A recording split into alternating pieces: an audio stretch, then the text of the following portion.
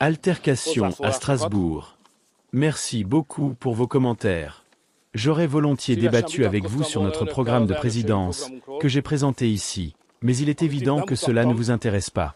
Vous préférez organiser ici une sorte d'intifada politique partisane, en répétant toutes les accusations mensongères de la gauche contre la Hongrie.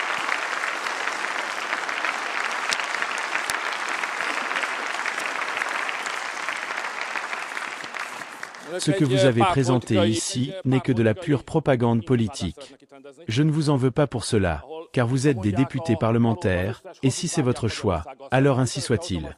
Ce qui m'a néanmoins surpris, c'est l'intervention de la présidente de la Commission, car il est indéniable qu'il existe des divergences entre la présidente de la Commission et la Hongrie, divergences que j'ai délibérément choisi de ne pas aborder ici, étant donné que notre travail dans le cadre de la présidence est consacré à l'Europe. Je trouve regrettable que la présidente projette ces divergences sur le travail de la présidence. Ce n'est pas correct, selon moi. Malheureusement, je dois évoquer des souvenirs plus anciens. Autrefois, cela ne se serait jamais produit. Un président de la Commission ne se serait jamais permis de tenir de tels propos. Cela aurait été inconcevable.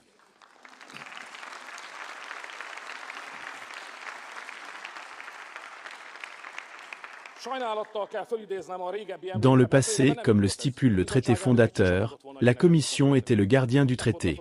C'était un organe neutre, chargé de veiller au respect des traités.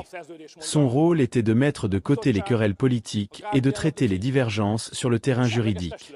Malheureusement, je constate que la présidente transforme cette fonction, faisant de la Commission un outil politique, une arme qui attaque les patriotes, les conservateurs et les défenseurs d'une Europe des nations. Ce n'est pas acceptable, selon moi. J'ai délibérément évité d'aborder la question de l'Ukraine dans le cadre de notre présidence. Mais si vous le souhaitez, parlons-en. Madame la présidente de la Commission, je rejette fermement vos propos. Toute analogie ou comparaison entre les combattants hongrois de la liberté de 1956 et la situation en Ukraine est une erreur et une insulte à la mémoire des combattants de la liberté hongrois.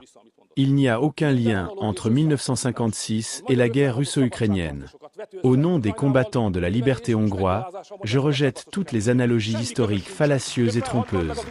Cependant, je suis prêt à discuter d'un point qui commence à émerger dans le discours public anglo-saxon et que beaucoup acceptent.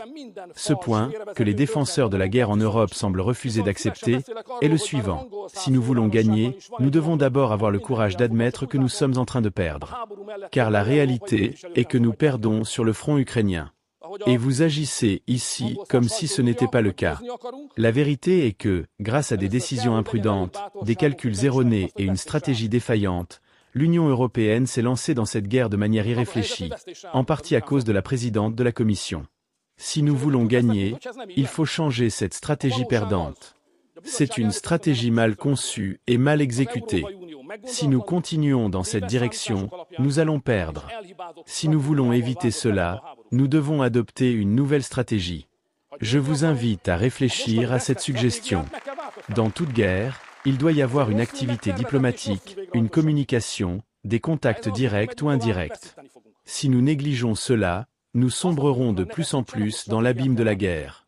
Les situations deviendront de plus en plus désespérées, les pertes humaines se multiplieront, des milliers, voire des centaines de milliers, de personnes mourront comme c'est déjà le cas en Ukraine. Avec cette stratégie, ce conflit ne trouvera pas de solution sur le champ de bataille. C'est pourquoi je vous propose de défendre la paix.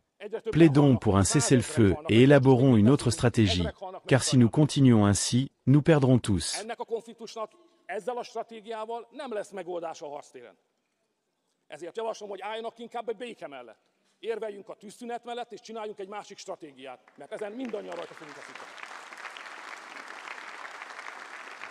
Quant aux critiques de la présidente de la Commission sur la Hongrie, selon lesquelles nous aurions simplement libéré des passeurs, elles sont infondées.